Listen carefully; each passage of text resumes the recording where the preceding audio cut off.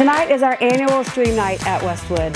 This is a night where we bring our community together and we have activities throughout the building related to science, technology, reading, engineering, arts, and math.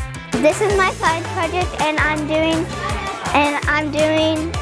making a LED light bulb light up with a lemon lime. My favorite thing about Stream Night was build a marshmallow tower.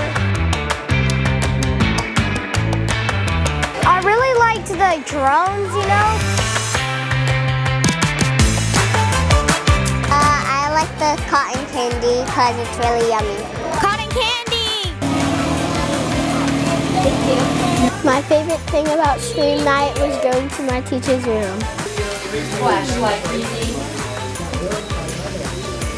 Hey KK, what was your favorite part about the elephant toothpaste? My favorite part about Stream Night was the elephant toothpaste. How you put all these ingredients together and it exploded everywhere and got on the ceiling and everyone laughed. Get over it. What was your favorite part about Stream Night too? My favorite part about Stream Night personally was the book fair.